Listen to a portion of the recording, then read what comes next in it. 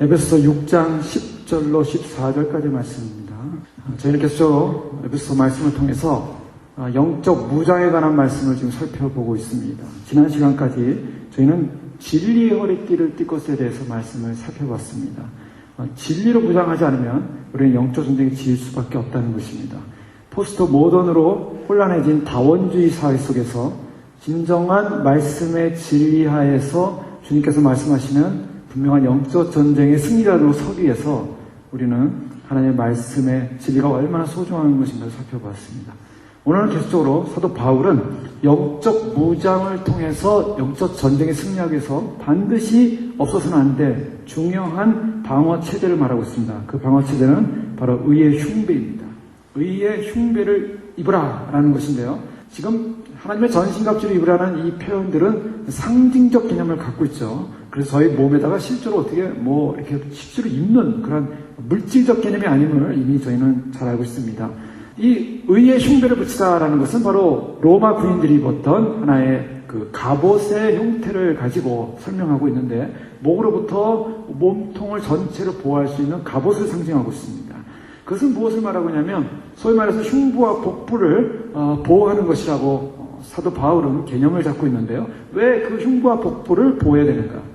자, 우리 신체 기관 가운데, 몸의 기관 가운데, 우리 몸의 기관의 가장 중요한 핵심이 어디냐면 바로 이 가슴과 이 배 안에 있지 않습니까? 우리가 호흡할 수 있고, 호파가 있고요, 심장이 있고, 그 다음에 모든 그 소화기관이 있습니다. 자, 여기에 치명적인 상처를 입게 되면 생명의 지장을 받게 되는 것입니다. 성경은 그래서 우리의 몸의 기관과 관련해서 이 마음이나 몸의 기관과 관련해서 하나의 감정적 요소를 비유해서 설명하는 경우가 많이 있습니다. 특별히 예수님께서 무리들을 보시고 마음이 굉장히 슬프고 긍휼여김을 갖게 되었습니다.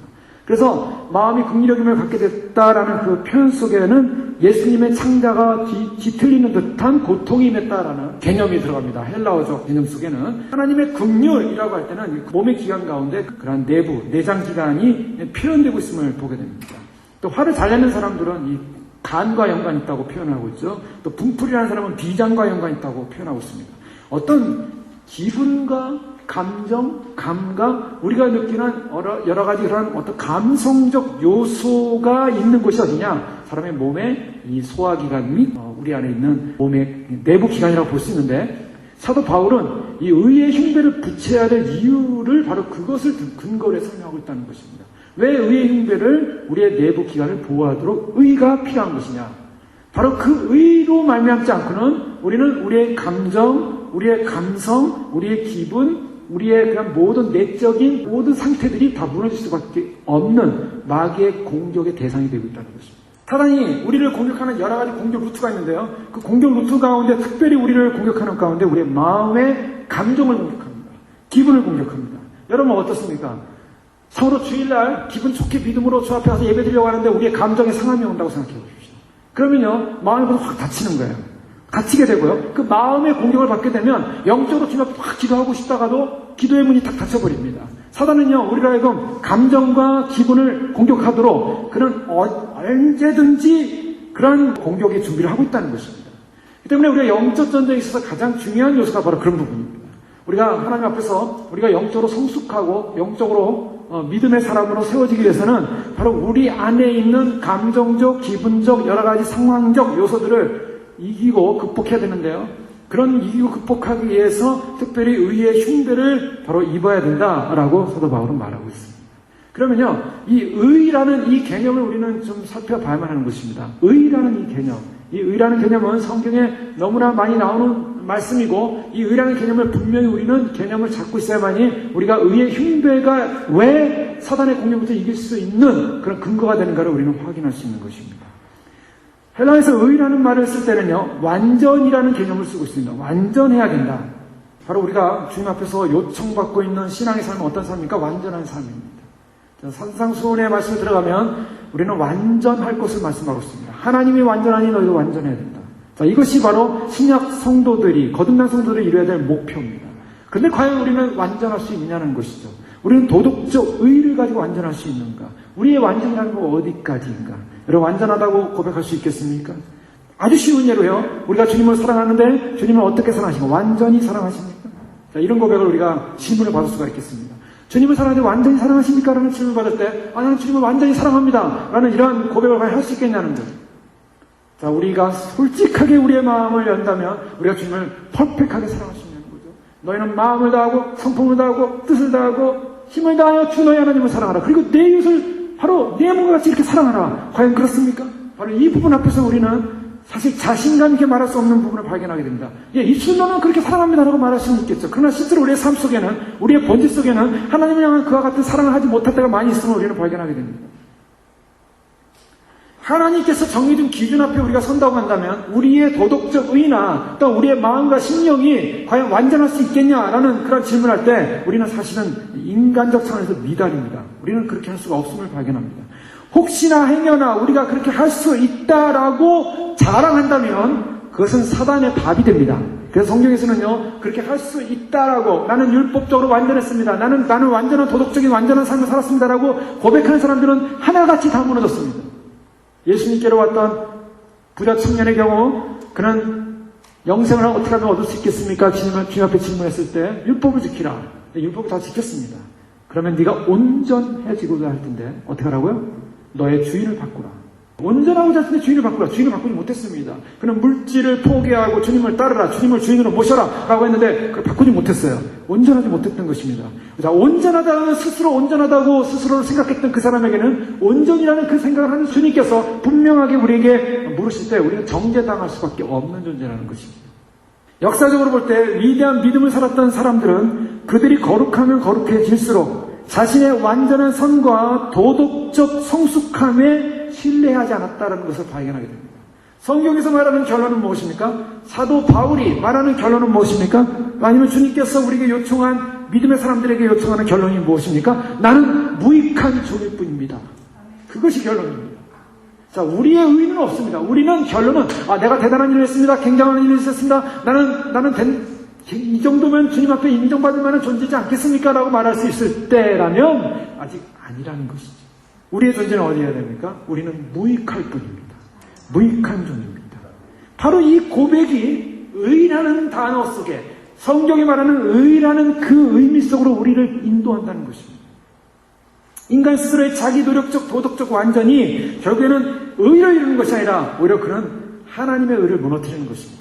대표적인 사람이 나옵니다. 우리가 잘 알고 있는 사도 바울이죠. 사도 바울은 이 에베소서 6장에서 의의 흉배를 붙이라라는 이 말씀을 하기 전에 그런 빌립보서나 다른 성경에서 자기의 간증을 하는 장면을 보게 됩니다.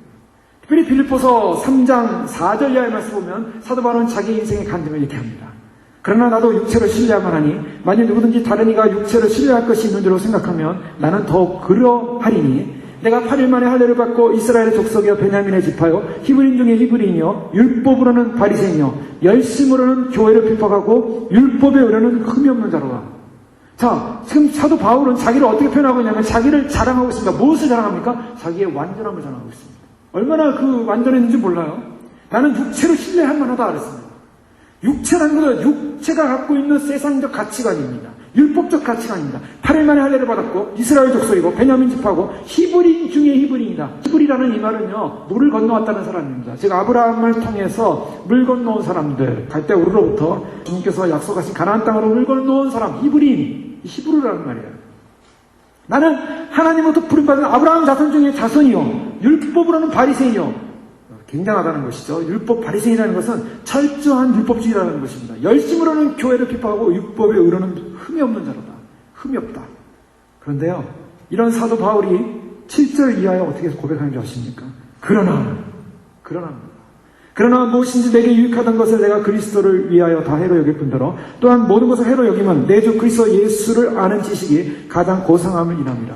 내가 그를 위하여 모든 것을 잃어버리고 배설물로 여기면 그리스도를 얻고 그 안에서 발견되려 함이니 내가 가진 의는 율법에서 난 것이 아니요 오직 그리스도를 믿음으로 말미암은 것이니 곧 믿음으로 하나님께서 난 의라. 사도 바울은 그의 인생에 있어서 전기와 후기가 나눠지고 있습니다. 자, 우리가 잘 알고 있는 사울이라는 말을 쓰죠. 사울이나 바울이나 같은 말입니다. 하나는 히브리 말이고 하나는 헬라 말인데요. 뭐 사울이 변해 바울이 됐다 아닙니다. 똑같은 일입니다. 똑같은 이름인데요. 어쨌든 우리는 전기를 사울이라고 그러고 후기를 바울이라는 표현을 많이 쓰죠. 성경에서 그렇게 표현하고 있기 때문에. 그런데요, 그의 전기의 삶에는 뭐냐면 철저한 바리새인이었습니다. 교회를 얼마나 핍박을 했습니까? 사울이라는 말만 들으면요, 초대 그리스도인들은 다 떨었습니다. 사울이 너무나 철저한 사람이라서, 완벽주의자라서 모든 그리스도인들 색출해서 죽이고 잡아가는 그런 일을 하고 있었어요. 그런 율법으로는 흠이 없는 사람이에요. 그것이 하나님에 대한 열심이라고 생각을 했습니다. 그런데요, 그런 완벽한 신뢰할 만한 육체를 신뢰하는 그 사람이 하나님 앞에서 그리스도를 만나고 나서, 그리스도를 만나는 그 지식을 알고 나서 그는 그의 인생에서 모든 것이 다, 그의 육체를 신뢰했던 모든 것이 다 배설물로 여길 수밖에 없는, 다 찌꺼기였고 쓰레기였고 더러운 것이었다라고 고백합니다. 바로 이것입니다. 그래서 사도 바울이 말하는 의라고 하는 것은 우리 자랑을 드러내는 그 의를 흉배로서 우리를 자랑하기 위해서 우리의 의를 드러내고 우리 것을 삼고 우리의 힘을 삼고 우리의 것으로 사단과 우리는 대적하라는 것이 아닙니다. 우리가 사단과의 영적 전쟁에서 승리하는 비결은 내가 아니라는 것입니다. 내가 완전히 죽어져야만이 우리는 영적 전쟁에 승리하는 것입니다. 나의 의가 죽어야만이 우리는 영적 전쟁에 승리하는 것입니다. 사도 바울은 자신의 의가 완전히 배설물이라고 했고 쓰레기라고 그랬고 아무것도 아니라고 고백했던 것입니다. 자, 그런데요, 우리가 살펴볼 때 바리새인들을 보면은 우리는 굉장히 선입관이 안 좋습니다. 바리새인 하면은 예수님이 너무나 싫어했고요. 또 바리새인들의 아주 거만스러운 모습이 우리라고 혐오감을 일으킵니다. 그런데요, 바리새인들을 가만히 보면요, 인간적으로 보면 그렇게 혐오스러운 분들이 아니에요. 우리가 만약 유대 사회 속에 살았다면요, 바리새인들을 보면 굉장히 존경했을 겁니다. 바리새인들은요, 말씀대로 지키려고 했고요, 금식하고요, 또 가난한 사람들 도와줬습니다. 가난한 사람들 도와주면서 그들은 얼마나 성실하게 살았는지 몰라요.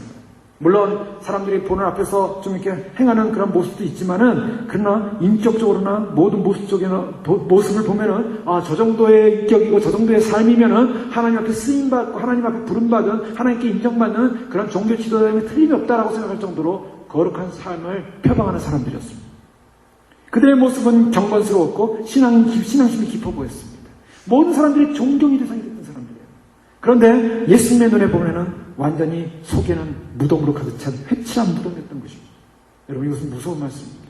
오늘날 우리가 신앙생활, 교회생활 하면서 우리는 어떤 면에서는 우리가 얼마나 주님 앞에서 참 아름답게 내가 신앙생활 잘할까, 이 정도면 주님 앞에서 나는 정말 인정받을 만한 그런 신앙생활을 해오지 않았는가, 또 남들이 볼 때는 참 존경스럽고 남들이 볼 때는 참 거룩해 보이고 남들이 볼 때는 참 존경심이 깊고 또 긍휼도 베풀고 사랑도 베풀고 하는 그런 모습 속에 살고 있는 그 모습을 보면서 우리는 나는 바리새인과 전혀 상관없는, 나는 정말 세리처럼 인정받을 수 있는 그런 사람이지 않을까? 아니요, 주님 눈에 보면 우리가 바리새인처럼 보일 수도 있다는 것입니다. 왜요? 인간의 눈으로 볼 때는 바리새인들은 전혀 의미 없는 사람들이었어요. 그러나 주님의 모습을 볼 때는 문제가 있었습니다. 무슨 문제가 있었습니까? 자기를 의지하는 율법적 의에 대한 자아를 버리지 못했다는 거예요. 그래서 산상수 말씀을 통해서 5장, 6장, 7장에 보면요, 아직도 남아있는 그 자아, 아직도 남아있는 자기 중심, 아직도 남아있는 자기 의, 바로 이것이 하나님을 만나는 데 방해가 되고 있었습니다. 우리가 마지막 때 죄오심을 준비하면서 교회는 반드시 신부로서 주님을 맞이해야 될, 신랑을 맞이해야 될 부름을 받은 사람들입니다. 근데 신랑을 맞이해야 될 신부들은요, 주님 앞에 어떤 존재하는가? 우리는 신부로서 굉장한 존재야. 우리 신부로서 대단한 존재야. 우리 신부로서 주님 앞에서 설 때 나는 당당하게 설 수 있어. 사실은 그것은 주님이 우리가 신부로 불러주실 때나 가능한 얘기고요. 우리가 신부로 서기 전에 우리의 위치는 철저한 복종입니다. 철저한 무릎 꿇음입니다. 이미 저희가 둘로스의 제자도에서 살펴봤던 말씀처럼 둘로스라는 이 종이라는 말은 바로 우리가 그리스도 앞에 노예가 됐다는 말이죠. 노예입니다. 그것은 종이라고 해서 서번트 개념이 아니에요. 하인 개념이 아닙니다. 아니면 뭔가 협력하는 개념이 아닙니다. 우리는 주님 앞에서 노예일 뿐입니다. 주님과 마주 앉아서 주님 한번 대화를 해봅시다. 주님 한번 이야기를 해봅시다. 주님과 함께 앉아서 그렇게 편하게 대화할 수 있는 존재가 아니라는 거예요. 주님은 주님이 말씀하시면 그냥 무조건 따르겠습니다. 이유가 필요 없습니다. 변명이 필요 없습니다. 순종일 뿐이에요. 우리의 삶은 주님 앞에 철저한 순종을 통해서 주님의 말씀을 순종할 때 주님께서 그런 순종하는 그런 노예의 신분이 있었다. 노예의 신분과 같은 우리의 존재를 어떻게 하십니까? 그리스도의 노예로 삼으실 뿐만 아니라 그리스도의 친구로 삼으셨다고 약속했습니다. 왜 친구로 삼으십니까? 자, 노예지만, 신부는 노예지만 주님이 그 노예를 친구처럼 대해주신다는 거예요. 친구는 무엇입니까? 하나님, 그 주인의 계획을 알려줍니다. 주인의 뜻을 알려줍니다. 우리는 노예로 있지만 주님께서 우리로 하여금 주님의 계획과 뜻을 알려주시고 주님이 우리를 노예지만 친구의 대우로서 우리를 올려주셔서 우리에게 대화하시고 말씀하시고 인도하신다는 것입니다. 그러나 잊지 말아야 될 것은 나의 신분은 노예라는 것입니다. 그것이 창조주와 피조물의 철저한 원리입니다. 우리는 주님께 구원받은 백성이지만 우리는 구원받은 백성의 특권이 있지만 그 하나님의 아들이라는 이름으로 우리가 존귀한 이름으로 왕같은 제사장의 이름으로 또한 주님 앞에 정말 주님의 귀한 신부의 이름으로 우리가 부름받은 그런 존귀한 하나님의 사람들로 우리가 인정을 받았다 할지라도 우리의 본질은 변함이 없는 것입니다. 우리는 주님을 경배하는 것입니다. 찬양하는 것입니다. 우리가 주님 나라 가서도요, 우리가 주님 앞에 주님이 우리를 사랑하시고 신부로 대하지만 우리가 해야 될 의무와 우리 해야 될 본질은 모든 피조물이 그리스도 앞에 무릎 꿇고 모든 피조물이 그리스도를 왕으로 모시고 그리스도 한 분만을 예배하고 찬양하는 바로 그런 부름을 받았다는 것입니다. 그렇기 때문에 바로 그와 같은 그리스도가 우리에게 주신 영광스러운 그러한 신분의 자리로 우리가 노예에서 그리스도의 사랑하는 아들의 자리로 자녀의 자리로 또한 신부의 자리로 올라가는 그것은 바로 주님께서 인정해 주실 주님께서 인정해 주실 때 가능한 사건이고 또 그렇게 역임을 받는다는 것입니다. 그렇게 역임을 받는 존재가 된 것이 뭐냐? 의로운 존재라는 것입니다. 어떤 사람이 그런 역임을 받게 됩니까? 그런 역임을 받는 것은 바로 자기를 의존하는 것이 아니라 바로 지금 말씀드린 바로 예수 그리스도가 우리의 왕이라고 인정하는 사람. 왜 예수님이 왕이십니까? 자, 인간의 의로서는 하나님께 도달할 수 없었습니다. 인간은 쓰레기일 뿐입니다. 인간의 의는 쓰레기일 뿐이에요. 내가 한 모든 것은 쓰레기일 뿐입니다. 아무것도 아닙니다. 배설물처럼 여겨야 됩니다. 사도 바울은 그의 인생의 마지막에서도 그의 한 모든 일들이 배설물이라고 했어요. 그 인식을 갖고 있지 않는 한 우리는 의를 가질 수 있습니다. 그런데요, 율법에 완전한 순종을 하신 예수님께서 인간의 힘으로는 하나님께 도달할 수 없었지만 주님께서 예수님을 통해서 이 땅에 오셔서 완전한 순종하셨습니다. 완전한 율법의 의를 이루셨습니다. 예수님께서 완전히 이루셨어요. 그 율법의 완전한 의를 이루신 게 뭡니까? 십자가입니다. 십자가에서 예수님께서 돌아가심으로 하여금 그의 사랑을 표현하셨고 그의 사랑이 결국 자신이 희생을 하시고 보혈을 흘리심으로 말미암아 바로 완전한 희생의 제물로서 사랑을 증명하셨습니다. 그 사랑을 증명하심으로 말미암아 그분이 다시 벌하시고 승천하심으로 이제는 그 예수 그리스도를 믿고 의지하는 사람에게 바로 더 이상 하나님께서는 우리를 심판하는 그런 정죄의 대상으로 보지 않겠다고 주님이 말씀하셨습니다. 여기서 이 의는 우리 힘으로 생겨진 의가 아니라 예수님의 십자가를 통해서 얻어진 의, 바로 예수님을 통해서 하나님으로부터 더 이상 지옥 자식이요, 더 이상 멸망받을 자식이요, 더 이상 저주받을 자식이 아니라는 하나님의 선고인 것입니다. 그래서 고린도서 5장 21절의 말씀을 보면 하나님이 죄를 알지도 못하신 자로 우리를 대신하여 죄를 삼으신 것은 우리로 하여금 저의 안에서 하나님의 의가 되게 하려 하십니다. 하나님의 의가 저희 안에서 되게 하려 하십니다. 누구 때문에요? 예수 그리스도. 죄를 알지도 못하신 그분이 우리를 위하여 죄를 삼으신 것은 바로 그것 때문에 하나님의 의가 일어났어요. 그래서 이제는 사도 바울은 내가 가진 의는 율법에서 난 것이 아니요 오직 그리스도를 믿음으로 말미암는 그 의라. 믿음으로 말미암는 그 의라. 이것이 얼마나 위대한 선언인지 모릅니다. 자, 우리가 종교개혁자들이 가장 외쳤던 우리가 구원받는 비결이 뭔가? 우리가 구원이라는 것은 무엇입니까? 의롭게 되는 거예요. 의로워지지 않으면 구원받을 수 없습니다. 왜? 주님의 심판대 앞에 서면은 너가 의롭다. 너는 정죄함이 없다. 너는 죄의 사함을 받았다라는 선고가 떨어져야만 우리는 구원을 받게 돼요. 왜 지옥의 사람들이 떨어집니까? 예수님을 믿지 않는 사람은 이미 심판을 받았다고 주님이 말씀하셨어요. 왜 지옥에 떨어질까? 예수 안 믿는 사람들은 바로 죽자마자 그냥 심판대 앞에 설 시간도 없어요. 이미 안 믿었기 때문에 이미 심판을 받고 있는 거예요. 그래서 죽자마자 지옥으로 끌려가는 겁니다. 심판대 앞에 설 시간이 없어요. 이미 심판을 받고 있는 거예요. 그러나 이미 예수님을 믿었던 사람들은, 예수님을 믿는 사람들은 바로 예수 그리스도로 말미암아 우리가 심판대 앞에 서기 전에 이미 하나님께서 선고가 떨어졌어요. 너는 의롭다. 의롭다라는 칭함을 받기 전에는 아무도 천국문에 들어갈 수 없습니다. 근데 그 의롭다라는 그 칭함을 받고 천국문에 들어가기 위해서는 나의 힘을 가지고 들어갈 수 있는 사람은 아무도 없다라는 거예요. 오직 예수 그리스도, 오직 예수 그리스도의 나를 위해 십자가에 피 흘리신 그 보혈의 능력, 오직 예수님을 믿는 그 믿음 하나만이 나를 천국문에 들어갈 수 있는 유일한 근거라는 것입니다. 그렇기 때문에 우리는 예수 그리스도를 믿고 주님 오심을 준비하면서 우리가 주님 앞에 들림받을 수 있고 주님을 맞이할 수 있는 그런 비결이 뭔가? 그것은 다른 게 없어요. 사실은 예수님 그분만을 진정한 나의 주님으로 믿고 의지하는 것, 그 믿음이 저절로 필요한 줄 믿으시기 바랍니다. 그 믿음을 확실히 확신하고 있어야 우리는 분명히 변함없는 주님의 의를 힘입어서 곁에 설 수 있는 것입니다. 많은 사람들이 주님 오심을 준비하면서 많은 여러 가지 것을 준비해야 된다고 생각을 해요. 그래서 어떤 사람은요, 참으로 여러 가지 조심합니다. 물론 그것도 나쁘진 않습니다. 모든 것이 협력하여 선을 이루기 때문에. 어떤 분들은요, 돼지고기도 안 드시고 또 구약에 나오는 그 음식들만 골라서 먹는 분들도 있어요. 왜요? 자신의 경건을 위해서. 그런데 우리가 그것을 잘 해석해야 됩니다. 잘못하면 율법주의로 돌아가요. 주님 오심을 준비한다는데 어떤 사람은 율법주의로 돌아가는 사람이 있어요. 그 율법주의 조심해야 됩니다. 왜냐하면 사도 바울은 이미 신앙에 와서 우리의 율법이라고 해서 그런 의미에서 폐해졌다는 거예요. 그런 그리스도 안에서 폐해진 것이 무엇입니까? 예전엔 부정하다는 것이 그리스도의 의 안에서 부정하지 않게 됐어요. 우리가 원래 부정하다는 율법적 그런 근거가 된다면 이방인은 본받을 수 없습니다. 휴거요? 휴거는 이방인은 없어요. 유대인에 의해 있는 거예요. 그러나 유대인들이 예수님을 십자가에 못 박고 유대인들이 장자권을 포기했기 때문에 바로 그것이 바로 돌감람나무인 우리가 참 감람나무에 접붙임이 돼서 우리가 이제 구원의 기회가 우리에게 주어진 거예요. 그럼 더러운 존재, 인정받지 구원받지 못할 존재가 주님의 그 정말 부정한 그런 짐승과 같은 존재들이 베드로가요 기도하다가 비몽사몽간의 환상을 보지 않습니까? 엄청나게 더러운 그런 짐승들이 하늘로부터 보자기 쌓여 내려오는데 그것을 잡아 먹으라 했을 때 베드로가 못 먹습니다. 내가 정하다고 깨끗하다고 것이니 먹어도 된다.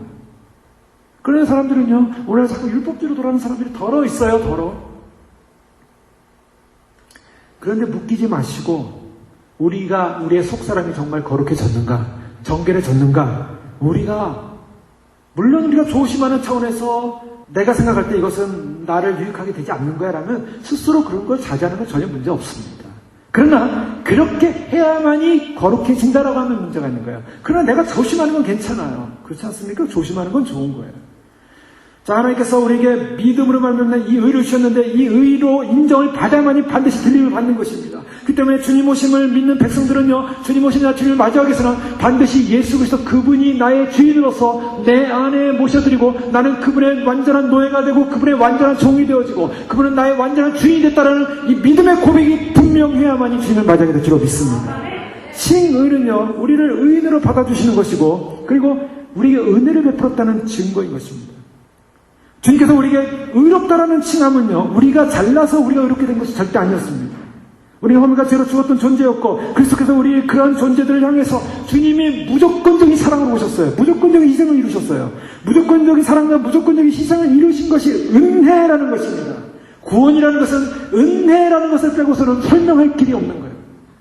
칭의는 우리를 의인으로 받아줄 뿐만 아니라 우리가 은혜 받은 존재라는 고백인 것입니다.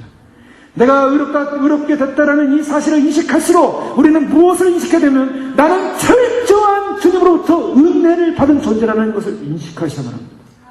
철저한 은혜를 받은 존재라는 사실을 인식하지 않는 순간 우리는 의롭다는 그 의가 우리 자랑이 되고 그 의가 무기가 되어서 나는 내 멋대로 주님의 은혜와 상관없는 대은망덕한 삶을 살기 시작하는 거예요. 오늘날 이 신칭의 복음이 왜 문제가 되고 있는가? 왜 이 신칭의 문제가 자꾸 비난을 받고 있는가? 비난받고 있는 이는 우리가 이 신칭이 됐기 때문에 의롭다고 이제는 믿음으로 구원받는다는 칭함을 받았기 때문에 이제는 우리가 대충 살아도 주님은 우리를 예정론처럼 다 구원하실 거야 라고 사람들이 그렇게 인정하고 자기가 죄를 지어도 하나님이 다 용서하실 거라는 죄에 대한 두려움도 없어지고 자기가 맘대로 살고 마음대로 살고 자기 욕심대로 살고 자기 정욕대로 살고 자기의 죄의 죄성을 버리지 않고 살아도 주님은 내가 믿어줬으니 주님이 나를 의롭다 칭했으니 나는 구원받을 거야 라는 안심복음에 빠져있기 때문에 왜 안심복음에 사람들이 빠져 있습니까? 왜 주님께서 나를 넉넉히 구원할 거라고 그렇게 믿고 있습니까? 자신은 주님의 뜻대로 살 마음이 전혀 없고 주의 말씀 앞에 순종할 마음이 전혀 없으면서 또한 하나님의 말씀에 어느 정도는 순종하지 말아야지 적당히 타협하며 인생을 살면서 주님은 나를 기꺼이 구원할 거라는 안심한 믿음을 가질 이유가 뭐예요? 은혜를 망각했기 때문입니다. 은혜라는 주님이 날 위해 돌아가셨다는 믿음의 은혜를 망각하는 순간 우리는 우리 멋대로 살기 시작하는 것입니다. 그런 사람에게는 구원이 없습니다. 은혜를 인식한 사람만이 주님 앞에서 은혜에 대한 감격의 삶을 살게 되는 거예요. 정말 내가 칭의로서 의롭다함을 받았다면 나는 그 의롭다함을 받은 그 은혜가 얼마나 큰 것인지 얼마나 위대한 것인지 누가 감히 하나님의 심판대 앞에서 당신은 죄가 없다라는 하나님의 선고를 받을 수 있겠냐는 거예요. 우리 우리가 하나님의 심판대 앞에서 하나님으로부터 너는 죄가 없다라는 그런 의로운 심판을 판단을 받는 비결이 뭡니까? 예수 그리스도, 바로 우리 주님 한 분밖에 없습니다. 그분의 의로 우리는 구원을 받은 것입니다. 그 때문에 사도 바울은요, 그분의 의를 생각할수록 자기가 살았던 모든 삶의 육신적, 율법적 가치관은 아무런 가치가 없다는 그런 쓰레기 같은 가치관이라는 것을 인정하는 것입니다. 내게는 우리 주 예수 그리스도의 십자가에는 자랑할 곳이 없나니, 자신을 하나님 앞에, 그 심판대 앞에 의롭다라고 칭할 수 있는 유일한 근거는 그리스도의 십자가라는 것을 알았습니다. 칭의는 바로 그 은혜로 말미암아 죄가 용서받는 것입니다. 우리가 의롭다함을 받았다라는 그 말 속에는 우리가 죄 용서함을 받았다는 것입니다. 죄 용서함을 받았다는 것은 의로웠기 때문에 죄 용서함이 된 거예요. 우리가 의롭다는 칭함이 주어졌기 때문에 죄가 더 이상 용서받지 않으면 의가 의로 나타날 수가 없어요. 그 사람은 정죄받습니다. 죄인입니다. 아직 의롭지 않아요. 용서를 받아야 의인이 되는 거예요.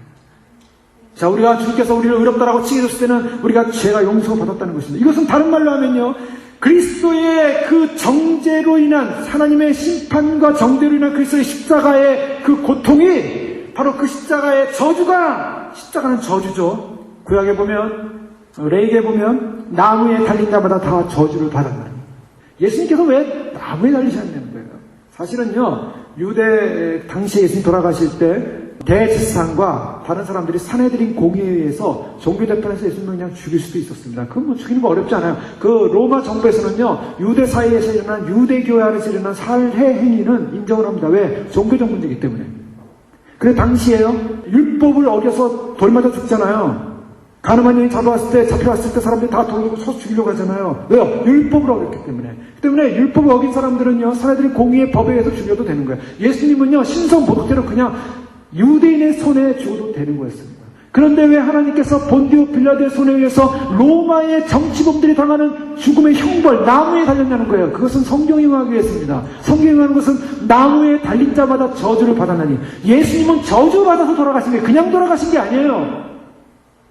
율법을 그대로 다 이루신 겁니다. 율법을 철저히 이루셨어요. 예수님은 성경에 말하는 레위기에 나오는 하나님으로부터 저주받은 인생, 저주를 받은 자만이 나무에 달려 죽는데, 예수님은 하나님으로부터 저주를 받은 나무에 달려 돌아가신 거예요. 나무에 달려 돌아가신 그 예수님의 저주받음은 무엇을 말하고 있어요? 우리가 받아야 될 저주를 말하고 있었어요. 우리가 받을 저주를 주님이 대신 저주를 받으심으로 말미암아 예수님을 믿기만 하면, 믿는 그 사건, 이 사건을 믿는 그 사건이야말로 우리가 의롭게 되는 의의 전가가 일어납니다. 의의 전가가 일어났다는 것을 의로 여겼다라고 성경은 말하고 있어요. 우리가 의의 여김을 받았다. 그래서 로마 4장 6절에서 이하에 보면, 이란 것이 없이 하나님께 의로 여기심을 받는 사람의 행복에 대하여 다윗의 말한 바, 그 불법을 사하심을 받고 그 죄를 가리우심을 받는 자는 복이 있다라고 로마 사도 바울은 말하고 있습니다. 일하지도 않았는데, 뭐 대단한 일을 하지 않았는데, 자기가 구속적 일을 하지도 않았는데, 예수님처럼 하나님께로부터 의롭다 여기심을 받았어요. 왜요? 믿음으로 말미암아. 그래서 그 불법의 사하심을 받고 불법의 사하심을 받았기 때문에 의로워진 거예요. 이것이 얼마나 위대한 특권인가. 시편 32편 1편에 보면 허물의 사함을 받고 그 죄의 가림을 받는 자는 복이 있다라고 말하고 있습니다. 그래서 이러한 하나님으로부터 사함과 용서를 받은 사람들은 예수 그리스도로 말미암아 어떤 관계가 형성됩니까? 자, 의로운 사람들에게 주어지는 축복, 특권, 목적이 있습니다. 그것이 무엇입니까? 내가 의로워졌습니다. 예수님의 십자가를 믿고 의로워졌습니다. 그 다음에 오는 목적은 뭡니까? 하나님과의 화목이라는 것입니다. 여러분, 인간의 본질은 뭐냐면 하나님으로부터 분리된 거였어요. 그것이 저주였습니다. 그런데 예수님을 통해서 예수님께서 무엇을 하셨습니까? 중보자가 되셔서, 중보자이신 예수님이 우리를 하나님께로 인도하고 계세요. 그래서 하나님과 화목이 일어난 것입니다. 아버지 하나님과 화목이 일어난 것입니다. 그 화목해 되는 직책을 우리에게 주셨다고 말씀하시고, 그 화목해 된 존재로서 우리를 살게 하셨습니다. 그래서 고린도후서 5장 18절에 보면, 모든 것이 하나님께서 나왔나니 저가 그리스도로 말미암아 우리를 자기와 화목하게 하시고 또 우리에게 화목하게 하신 직책을 주셨으니, 이는 하나님께서 그리스도 안에 계시사 세상을 자기와 화목하게 하시며 자기의 죄를 저희에게 돌리지 아니하시고 화목하게 하는 말씀을 우리에게 부탁하셨느니라. 주님께서 우리에게 화목하게 하시는 말씀을 우리에게 부탁하셔서 우리가 하나님과 화목하게 되었다는 것입니다. 이것만큼 축복은 없습니다. 그런데 이 화목은 어떻게 됩니까? 우리 고린도서 5장 21절 계속되는 말씀 보면, 하나님이 죄를 알지도 못하신 대로 우리를 대신하여 죄를 삼으신 것은 우리가 지금 저희 안에서 하나님의 의가 되게 하려 하십니다. 하나님의 의, 더 이상 이제 하나님께서 우리를 죄인이라고 부르지 않는다는 거예요. 얼마나 엄청난 축복입니까? 자, 이와 같은 믿음을 갖게 되면, 이와 같은 하나님께서 우리를 죄인으로 부르지 않고 이제는 의로운 존재로서 예수님을 믿는 사람이 이제는 죄의 정죄를 받지 않은, 주님으로부터 보호를 받는, 은혜를 받은, 구원받은, 죄 용서를 받은 존재는 확신을 가질 때 사단이 우리를 그때 공격하면 어떻게 하겠습니까? 그때 공격할 때 어떻게 하겠냐는 거예요. 지금 의의 분별을 입으라는 이 말씀입니다. 자, 의의 분별을 입으라는 것은 우리가 그런 확신을 갖고 있을 때 우리가 사단이 우리에게 여러 가지로 공격하는 시점이 온다는 것입니다. 자, 구원의 확신을 뺏어나가려고 합니다. 너 구원받지 못해서 너 한 일을 봐라. 예전에는 참 일을 잘했는데 지금 보니까 일을 제대로 못하고 있네. 너는 구원받지 못한 존재야. 사단이 그렇게 유혹한다고 생각했습니까? 우리가 어떤 나의 업적을 가지고 하나님부터 내가 구원받은 존재라는 자기 검증을 받는다면, 내가 무슨 일을 대단히 많이 해야만이 내가 구원받는 존재라는 생각을 하고 있다면, 내가 무슨 대단한 일을 하지 못할 때는 어떻겠습니까? 사단이 공격하는 거예요, 그런 걸로. 우리의 의는, 우리의 구원은 내가 무슨 대단한 일을 했냐, 굉장한 일을 했냐, 무슨 업적이 있냐, 무엇을 만들었느냐에 근거해서 우리가 구원받지 못한다는 거예요. 그거는 심판대 앞에 아무런 의미가 없습니다. 주님의 심판대 앞에 섰을 때 주님께서 우리를 구원할 근거가 무엇인가? 대단한 일을 했냐? 많은 일을 했냐? 굉장한 일을 했냐? 굉장한 업적을 남겼느냐? 사람들도 굉장한 인정을 받았느냐? 사람도 유명한 사람이 됐느냐?로 구원받지 않는다는 거예요. 예수님 그분에 대한 분명한 의의 전가가 이루어진 사람이라면 주님께서 우리를 구원하신다는 것입니다. 사단이 그렇게 우리를 공격할 때 우리의 확신이 필요한 것입니다. 나는 비록 무화과 나뭇잎이 마르고 잎이 마르고 아무것도 없다 할지라도 나는 여호와로 인해 즐거워하는, 여호와를 사랑하는, 여호와를 기뻐하는 여호와의 자녀로서 하나님만이 나의 주인으로서 고백한 나의 인생을 고백합니다. 이것이 승리자의 고백입니다. 이것이 바로 우리로 하여금 주님 앞에 담대함을 주는 거예요. 느헤미야서 보면은 이스라엘 백성들이 예루살렘 성 건축을 다시 하고 있었습니다. 그때 사람들이 모여서 너무나 힘들게 성 건축을 하고 있는데 그 성 건축 과정에서 그들이 바벨론의 포로로 잡혀갔고 이제 1차 기한, 2차 기한, 3차 기한을 통해서 이제 예루살렘 성전과 성을 건축하는 과정에서 많은 어려움이 있지 않았습니까? 근데 에스라와 함께 느헤미야가 백성들에게 안식일날 말씀을, 율법을 낭독하면서 그들에게 말씀을 가르칠 때 그들이 너무나 감동을 했고 감격을 했고 이 말씀을 떠났던 인생들에서 후회하면서 울기 시작했어요.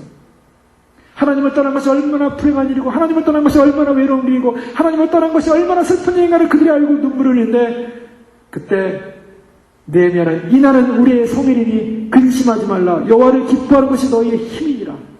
여호와를 기뻐하는 것이 너희의 힘이니라. 자, 우리 안에 때로는 슬픔이 찾아오고 아픔이 찾아오고 때로는 우리의 기분을 상하게 하는 일도 생길 수 있고 우리 여러 가지 인생의 여러 가지 환경과 조건들이 올 수 있습니다. 그러나 우리의 힘은 어디 있습니까? 바로 하나님 그분을 의지하는데 우리의 힘이 있는 줄 믿습니다. 우리는요, 사단은요, 우리에게 감정을 신뢰하라고 해요. 그래서 어떤 직관적 기분이나 감정을 신뢰하면서 가는 사람들은 내가 기분이나 직관적 감정에서 뭔가 다운이 되면 하나님으로부터 사랑에서 벗어난 것처럼 착각할 때가 있는 것입니다. 그래서 나는 하나님 날 버리신 것이 아닌가, 하나님 날 포기한 것이 아닌가, 그런 두려움이 올 때가 있어요. 그러나 성경은 뭐라고 말하고 있습니까? 우리의 기분에 의해서, 우리의 직관에 의해서 우리가 하나님의 음성과 하나님의 뜻을 발견하지 않고 하나님께서 주시는 의의 흉배, 즉 하나님께서 약속하신 예수 그리스도를 믿는 그 믿음의 확신을 통해서 우리를 구원하시다는 분명한 약속을 의지하라는 것입니다. 그래서 어떤 분이 이렇게 고백했어요. 예수님 당신의 피와 의는 나의 아름다움이요 나의 영광스러운 옷이니 불타는 세상의 한가운데서 이 옷을 입고 기쁨으로 나는 자랑할래요. 주님의 대심판날에 나는 담대히 서겠네. 누가 나의 책임을 맡았기 때문일까? 주님을 통하여 나는 완전히 해방되었네. 죄와 공포와 그리고 부끄러움에서부터 죽은 자들이 이제 주의 음성을 듣게 하소서. 이제 쫓겨난 주의 백성들에게 기뻐하게 하소서. 그들의 아름다움과 그들의 영광스러운 옷은 예수님 바로 당신의 피와 그리고 의. 우리가 진정한 해방이 어디 있습니까? 진정한 죄와 공포와 부끄러움에서 우리를 자유케 할 힘이 어디 있습니까? 주님께서 우리를 용서하심으로 말미암아 우리는 자유함을 얻습니다. 우리는 해방이 되었습니다. 그래서 죄와 죽음과 사망으로부터 우리는 해방이 되어지고, 그래서 주님께서 주시는 이 믿음의 의의 확신을 통해서 우리는 심판날조차도 우리는 두려워하지 않는다는 것입니다. 우리는 비록 공로가 없지만 심판날 주 앞에 설 수 있는 힘은 어디 있습니까? 주님, 나는 무익한 종일 뿐입니다. 무익한 종일 뿐입니다라는 고백하는 그 사람에게 주님께서 너는 진정한 의로운 사람이라는 칭함이 이루어질 것입니다. 우리가 잘 알고 있는 고린도 3장에 보면요, 공력 심판에 관한 말씀 나오지 않습니까? 여기 말씀 자세히 보시면요, 이 공력 심판은 구원을 받냐 안 받냐의 문제가 아니라 구원받는 자가 받을 그런 상급적 심판이라고도 볼 수가 있어요. 11절에서 15절까지 말씀 보면 금과 은이나 보석이나 나무나 풀이나 지프로 터 위에 이제 그 자기의 공력을 쌓았습니다. 자기가 어떤 업적을 쌓았어요.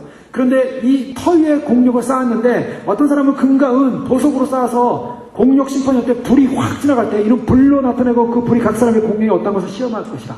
불이 지나간다고 말하고 있어요. 영적인 개념인데 실제로 영계에 가면 그렇게 일어날 거라고 보고 있어요. 왜냐하면 지금 사도 바울이 말하는 이런 것은 영계에서 본 것들을 얘기하고 있는 거예요. 성경에 쓰여진 이 말씀들은 단지 상상에서 만든 것이 아니라 사도 바울은 영적인 개념을 그대로 가지고 있는 것입니다.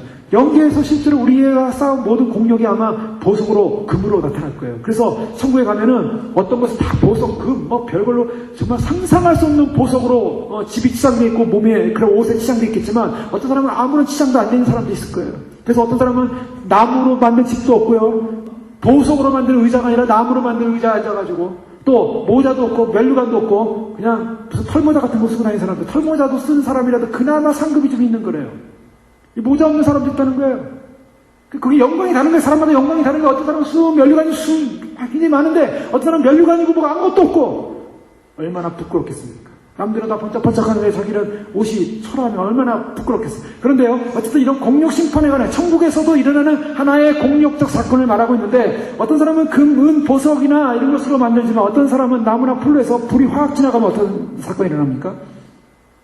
만일 누구든지 그 위에 세운 공력이 그대로 있으면 상을 받고 누구든지 공력이 불타면 해를 받으리니 그러나 자기는 구원을 어때? 불 가운데서 얻은 것 같으리라. 자, 이게 이제 최하한 선이 뭡니까? 공력 심판이 지나갈 때 불 가운데서 그래도 구원을 받는다는 거예요. 자, 이것이 얼마나 큰 위로인지 모릅니다. 하나님 앞에 설 때 우리가 구원받는다는 구원의 커트라인의 기준은 뭐냐? 공력이 있지 않다는 걸 보여주고 있는 거예요, 성경에서. 이 부분은 그것으로 위로하고 있는 것입니다. 한편으로는 경고하고 있어요. 제대로 터 위에 집을 짓지 않으면 다 불타 없어질 것이다.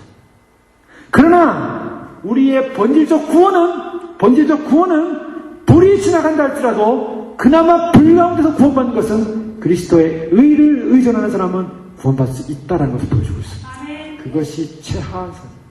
그러나 그 최하한 선을 가지고 우리가 하나님의 은혜에 감동해서 그리스도의 의로 구원받았다는 사실에 감동해서 주님 앞에 믿음으로 나는 무익한 종이다라고 믿음으로 살았을 때 주님께서 우리에게 주어지는 공력은 금, 은, 보석으로 주님께서 상급을 허락하게 될 줄로 믿습니다.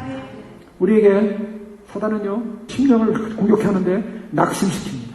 낙심시키고 마음을 떨어뜨리게 하고 그리고 시련과 혼란을 줍니다. 자, 이럴 때 어떻게 하겠습니까? 사단은 우리의 마음을 어떻게든지 낙심시키는 것이 사단의 전략이에요. 그래서 영적 전쟁이 치열할수록 우리는 어떻습니까? 사방으로부터 우겨쌈을 당한다고 말하고 있어요. 고린도서 4장 7절에 보면 우리가 이 보배를 질그릇에 가졌으니 이는 능력이 심히 큰 것이 하나님께 있고 우리에게 있지 아니하면 알게 하려 함이라. 우리가 사방으로 우겨쌈을 당하여도 쌓이지 아니하며 답답한 일을 당하여도 낙심하지 아니하며 핍박을 받아도 버림받지 아니하며 거꾸로 틈을 당하여도 망하지 아니하고 우리가 항상 예수적인 것을 몸에 짊어지면 예수의 생명도 우리 몸에 나타나게 하려 합니다. 우리 산자가 항상 예수를 위하여 죽음에 넘기면 예수의 생명이 또한 우리 죽을 육체에 나타나게 하렵니다. 자, 믿음의 싸움을 싸운 사람은 어떤 사람입니까? 질그릇의 보배를 가졌어요. 질그릇의 보배. 우리 같이 연약한 질그릇의 보배, 예수 그리스도 보아, 천국의 보아를 갖고 예수님을 담고 믿음으로 살고 있는데 이 믿음으로 살고 있는 우리를 향해 낙심시키려는 사단의 전략은 사방으로 우겨쌈을 가지고 우리를 답답하게 하고 우리를 핍박하고 우리를 거꾸로 들이고 우리를 넘어치는 그런 일들이 일어난다는 것입니다. 이것이 사도 바울이 경험한 것이었어요. 자, 이런 영적 전쟁이 치열합니다. 사방의 우겨쌈이 적군에 의해서 적들에 의해서 우겨쌈을 당하며 답답한 일을 당하며 핍박을 당하며 거꾸로 틈을 당하는 이러한 상황 속에서 우리의 영적 전쟁이 승리하는 비결이 무엇이냐는 거죠. 베드로전서 1장 1절에 보면 그러므로 너희가 이 여러 가지 시험을 인하여 잠깐 근심하게 되지 않을 수 없었으나 오히려 크게 기뻐하도다. 여러 가지 시험을 인하여 근심하게 되지 않을 수 없었으나 그러나 너희가 이제는 기뻐한다. 자, 이유가 뭡니까? 10편 73편에는 시인이 참으로 세상을 사람들을 바라보면서 시험에 들었어요. 낙심했어요. 왜요? 저 세상 사람들은 하나님을 찾지도 않고 예배도 안 하고 참으로 주님에 대한 믿음의 삶을 살지도 않는데 너무나 잘 되는 거예요. 너무나 행복하게 사는 거예요. 너무나 부하게 사는 거예요. 저들의 얼굴은 윤택하고 부로 인해서 참으로 기름지고 저희들이 죽을 때는요 전혀 고통 없이 죽는 거예요. 그런 걸 보면서 시험에 들었어요. 어떻게 세상 사람들은 하나님을 이렇게 섬기다는데 저렇게 살아가고 저렇게 죽을 수 있냐고, 저게 행복은 있지 않겠냐고 생각할 때, 그런 생각을 해서 낙심해서 넘어지려고 할 때, 내가 예수님 믿고 주님 믿고 고생하고 주님 믿고 어려움 당하고 이 모든 것이 힘든 일이 아닙니까? 라고 주님 앞에 한마디 나오고 싶을 그때 그가 성소를 바라봤어요. 그리고 성소로 들어갑니다. 그때야 깨달았다고 얘기하고 있어요. 그때야 깨달았다. 저들은 그 끝이 무엇이냐? 미끄러뜨렸다는 거예요. 그 끝이 미끄러서 쫙 내려가는 거예요. 어디로 내려갑니까? 지옥으로 떨어졌더라는 걸 깨달은 거예요. 아, 그래서 나도 미끄러질 뻔했다. 나도 미끄러질 뻔했다. 이렇게 고백합니다. 10편 73편을 보면. 자, 모든 어려움, 사방으로 우겨싸 고통, 여러 가지 시험을 해서 고통, 근심, 걱정, 여러 상황과 환경 속에서 우리를 낙심시키려는 수많은 사건과 환경과 조건 속에서 우리는 무엇을 깨달아야 됩니까? 내가 존재하는 근거가 무엇인가를 인식해야 됩니다. 나라는 존재, 주님께서 나를 은혜로 구원시키고자 나를 의의 사람으로 부르셨다는 분명한 약속과 확신을 보여주시기 바랍니다. 그것이야말로 우리를 알고 승리케 하는 거예요. 사단이 낙심시켜서 우리를 넘어뜨리려고 하려고 할 때 우리는 넘어지지 않는 것입니다. 의의 용도를 붙인다는 것은 거센 파도가 몰아치는 바다 한가운데서 그 한가운데 배가 요동칠 때 그 닻을 내리는데 닻을 어디다 내면 예수 그리스도에 내린 사람을 말하고 있습니다. 예수 그리스도에게 닻을 내린 사람은 바로 그 요동치는 파도 위에서도 결코 흔들리지 않는 것입니다. 염려라는 것이 올 때, 고통이라는 것이 올 때, 청교도의 유명한 리차드 백스터라는 목사님이 계십니다. 리차드 백스터 목사님이 여러 가지 영향력을 많이 줬죠. 근데 이분은요, 만성병을 앓았다고 합니다. 10대부터 결핵을 앓았고, 소화불량, 신장결석, 두통, 치통, 팔다리 부종, 말려있는 간헐적인 출혈과 다른 병들에서 끊임없이 고통을 당했대요. 당시에는 진통제라는 것이 없어가지고 고통이 올 때마다 그 고통을 견뎌야만 했다고 합니다. 하지만 그는 언제나 활기차고 외향적이며 불평이 없고 대단히 건전한 정신을 가지고서 비록대로 약간 조급하긴 했지만은 45살이 될 때 키더민스터라는 성읍이 있는데 전체 어른 2,000명 정도, 그 정도 되는 그런 전체 마을을 다 전도를 했다고. 그러면서 그는 많은 책을 쓰면서 특별히 당시에 잘 알려져 있던 성도들의 영원한 안식이라는 책에서 그가 어떻게 그런 연약한 병자로서 그런 세월 속에서 그런 믿음의 삶을 살 수 있었는가를 고백하기를, 그는 자기가 이제 죽을지도 모른다는 두려움 속에 빠지기 시작했다는 거예요. 너무나 잦은 병치레 인해서 나는 곧 죽을 수도 모르는 두려움, 내세에 대한 두려움, 죽는다라는 그런 두려움의 공포가 올 때 그는 30살이 되면서부터 습관이 생겼다고 합니다. 무슨 습관이 생겼냐면 하루에 30분간 내세에 대한 묵상을 하기 시작하는 거예요. 과연 내가 가야 할 그 내상은 어떤 것인가? 내가 가야 될 하나님 나라는 어떤 것인가? 내가 가야 될 그 천국은 어떤 것인가? 그걸 묵상하기 시작했다는 게 하루에 30분씩. 그런데 그에게 주어진 확신은 무엇이었냐면 그런 내세에 대한 묵상을 통해서 내가 받은 영광이 얼마나 위대한 것인가, 내가 받은 영광이 얼마나 영원한 것인가, 내가 받은 영광이 얼마나 축복스러운 것인가. 그래서 그런 고통과 어려움 속에서, 그런 두려움 속에서도, 그런 아픔 속에서도 그런 주님의 나라에 대한 영광의 소망을 바라보면서 사람들 향하여 내세의 확신을 가지고 복음을 증거하고, 내세의 확신을 가지고 그리스도를 증거하고, 내세의 확신을 가지고 그날의 영광을 소망하고 살다 보니까 믿음으로 하나님께서 그렇게 그의 삶을 영향력 있게 하고, 많은 사람에게 지금까지도 리차드 백스터 목사님의 말씀과 책을 통해서 사람들이 영적인 각성을 하는, 히브리서 10장 34절에 보면 너희가 갇힌 자를 동정하고 너희 산업을 빼앗기는 것도 기쁘게 당한 것은 더 낫고 영구한 산업이 있는 줄 압니다.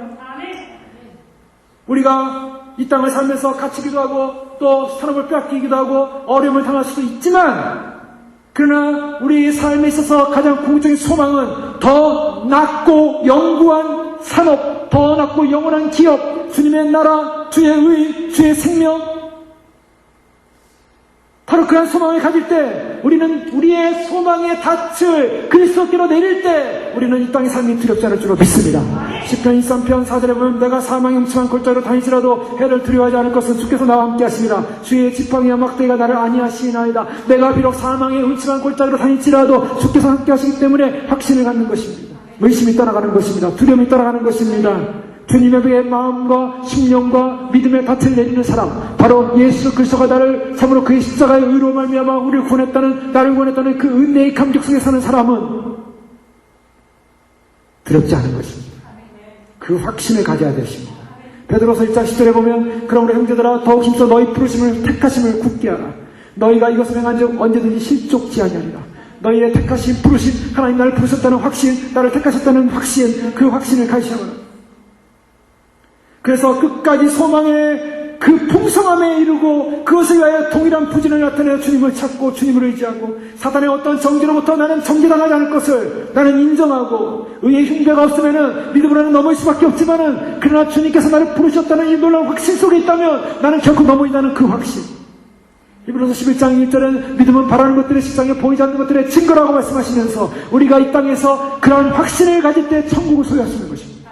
토마스 브룩스는 그가 확신, 천국의 바로 이 땅에서의 천국을 누리는 확신이 무엇인가를 얘기하면서 그런 이 땅에서 우리가 천국을 누릴 수 있는 확신은 바로 이 땅에서 천국을 소유할 수 있는 확신은 분명한 하나님의 의에 의존할 때 그리고 주님의 나라를 소망하는 그 믿음을 가질 때 우리는 이 땅에서 천국을 소유할 수 있다는 것입니다. 여러분, 천국은 멀리 있는 것이 아닙니다. 주님이 말씀하시다 천국은 주님 오실 것입니다. 오시는 날 그 천국은 열릴 것입니다. 지금 보이지 않지만 영계의 눈이 열릴 것입니다. 그리고 주님께서 오시는 그날에 우리는 천군 천사들과 함께 모든 증인들과 함께 주님 오시는 영광스러운 날을 우리는 눈으로 보면서 우리 육체가 변형되어 주님을 맞이하는 그날을 우리가 소망하고 있지만 그날이 오고 있지만 그날이 임박하고 있지만 그러나 그 천국은 우리 안에 이미 와서 주님께서 이미 우리 안에 내주하심으로 그 천국의 영광을 보여주신 줄 믿으시기 바랍니다. 그 천국의 영광을 소유하고 있어요. 모든 삶의 상황을 믿음으로 받아시는 믿음, 확신을 갖게 되면 우리의 잠시 받는 환난에 경한 것이 지극히 크고 영원한 영광이 중한 것과 비교할 수 없는, 보이는 것은 잠깐이요 보이지 않는 것은 영원하다는 이 믿음의 고백을 할 수밖에 없는 것입니다. 이 확신이 필요합니다. 여러분, 우리가 주님 앞에 가는 그 시간까지, 주님 오시는 그날까지 우리에게 필요한 것은 사단과의 전쟁인데 사단과의 전쟁 반드시 치러나가고 있지만 이 사단과의 전쟁에서 우리가 반드시 승리하는 비결은 내가 주님 안에 그 의로 말미암아 구속받았다는 이 놀라운 구원의 은총을 받은 자의 확신. 이런 확신을 가질 때는 세상을 동경하지 않도록 만든다는 것입니다. 여러분, 믿음의 사람들은 이 확신을 가졌기 때문에 세상을 살면서도 세상에 묶이지 않았습니다. 세상을 동경하지 않았습니다. 갈라디아 6장 14절에 보면 그러나 내게는 우리 주 예수 그리스도의 십자가 외에는 결코 잘할 것이 없니 그리스도를 알므로 말미암아 세상이 나를 대하여 십자가에 못 박히고 내가 또한 세상을 대하여 그러하니라. 또한 이 확신을 가질 때 우리는 어떤 축복이 있습니까? 주님과의 교제입니다. 아가서 2장 말씀에 보면 신부와 신랑의 아름다운 사랑의 교제가 나오지 않습니까? 나의 사랑하는 자는 내게 속하였고 나는 그에게 속하였구나. 그가 백합화 가운데서 양떼를 먹이는구나. 서로 소속됐다는 거예요. 나는 그분에게 소속됐고 그분은 나에게 소속됐고. 아가서 2장 10절에 보면 나의 사랑하는 자는 내 품 가운데 모략 향랑이요. 예, 주님을 믿는 그 의의 흉배를 가질 때 우리는 그 안에서 어떠한 기쁨이 일어나냐면 의의 흉배는요, 다른 바울의 표현이면 사랑의 흉배를 매라 그랬어요. 사랑의 흉배.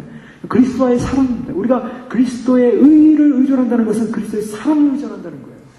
그리스도가 나에게 돌아가신 그 놀라운 십자가의 사랑, 그 사랑을 의존할 때 주님과 연합된 사랑 속에 머물게 되는 것입니다. 그 교제가 깊어지는 거예요. 그래서 내가 의로 구원받았다라는 이 구원의 확신이 있는 동안 우리는 그리스도와의 사랑이 깊어지는 줄 믿습니다. 이 확신은 무엇을 또한 우리에게 주냐면 영적인 태보를 방지합니다. 여러분, 우리가 룻기서를 보면요, 룻이 그 시험이 나오미를 따라 나오는 장면을 보게 돼요. 근데 그에게 어떤 것이 있었습니까? 그 룻에게 무엇이 있었어요? 확신이 있었어요. 어머님의 하나님이 나의 하나님 될 것이다. 어머님이 가진 그 믿음을 보니까 어머님의 하나님은 진짜 하나님입니다.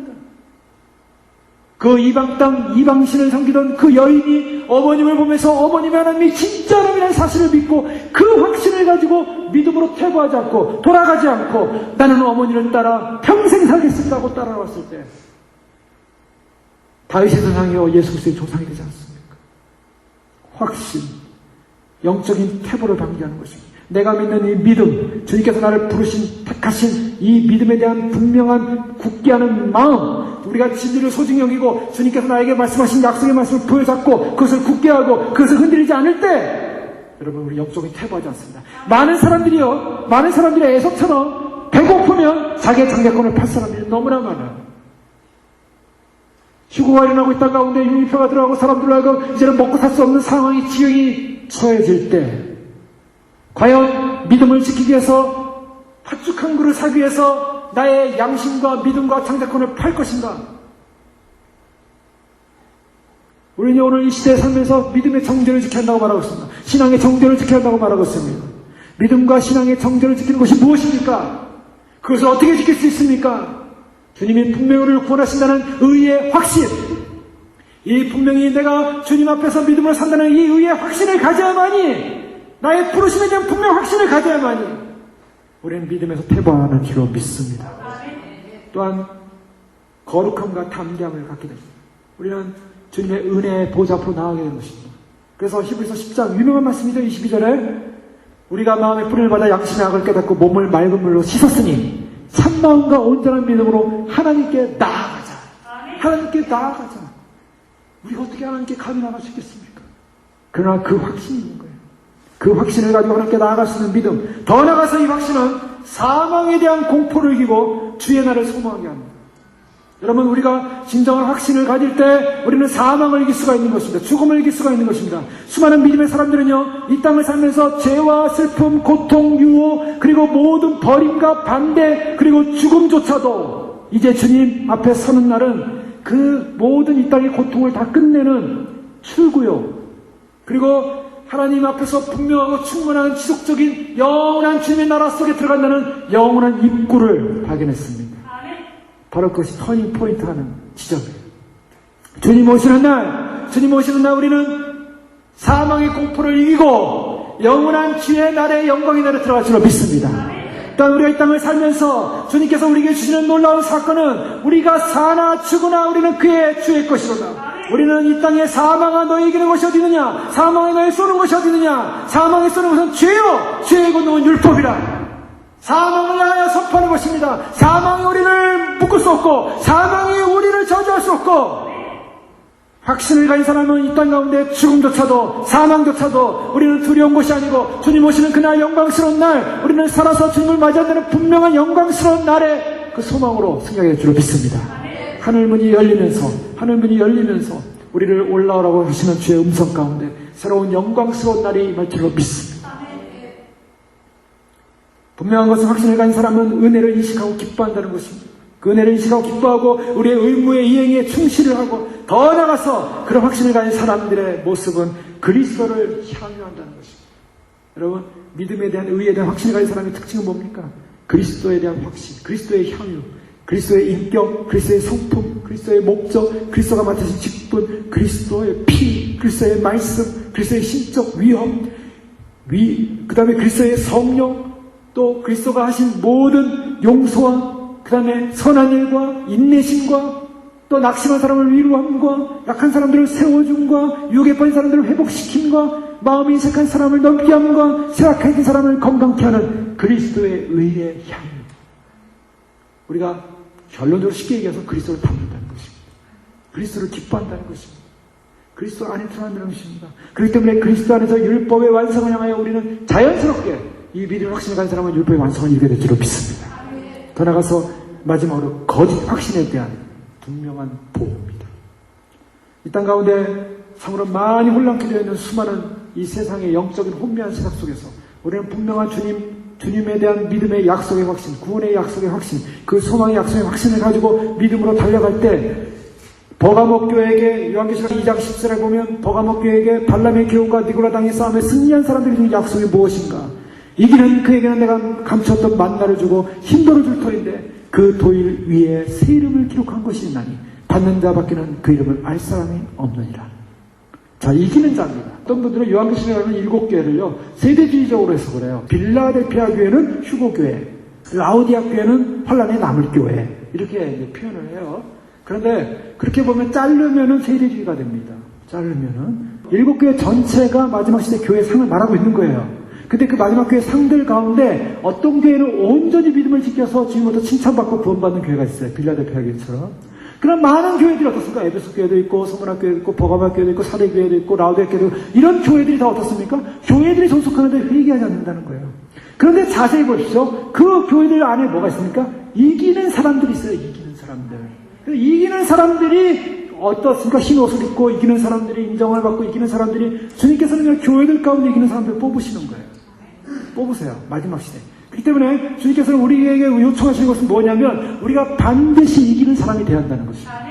자, 이기는 사람이 되는 비결은 여러 가지 나오고 있어요. 여러 영적 형태가 나오고 있어요. 어떤 모델론적인 교회의 모습 속에서 무엇을 보여주냐면 각 사람에게 보여주는 영적인 상태를 보여주고 있다는 거예요. 그 영적인 상태에서 회개하고 돌이키는 사람은 이기는 사람이요. 그 영적인 상태에서 회개하지 못하는 사람은 이기지 못한다는 것입니다.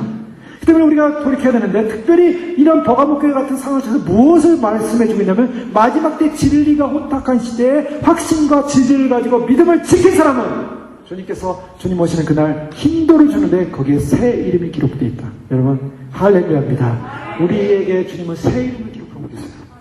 여러분 우리가 이 땅에 가지고 있는 이름이 아니라 주님 오실 때 주님이 우리에게 천국에서 부를 새 이름이 주어집니다. 그 이름에는 권세가 있는 거예요. 그 이름에는 영광이 있습니다. 하나님만이 우리에게 이름을 하나님이 직접 주어주는 이름, 새 피조물 새 날, 새 영광의 날, 할렐루야. 그날을 소망하며 달려가는 것입니다. 여러분 우리가 주님께서 우리가 주신 이 의의 확신, 의의 흉배, 분명히 우리가 주님께서 나를 구원하신 놀라운 사랑에 의존해서 그 의의 흉배를 우리가 잊고 우리 안에 주어지는 여러 가지 영적인 상황과 요소들을 영적 싸움의 전쟁에 승리해서 주님 오신 날 반드시 주 앞에 거룩한 의의 백성으로 세워지고 주님 주는 힘들 속에 새겨진 새 이름을 받아서 주님과 함께 영원히 살 영광스러운 확신의 승리자들로서는 저여러분 되시길 주 여러분으로 축원합니다. 기도하겠습니다. 이 시간 기도할 때 그렇습니다. 주님이 부르신 영광의 날, 소망의 날 우리에게 주셔서 감사합니다. 그 영광의 날을 빼앗기지 않고 주님 오시는 날까지 주님 마지막까지 승리할 수 있도록 축복하여 주시옵소서. 우리에게 의의 흉배 주신 약속 감사합니다.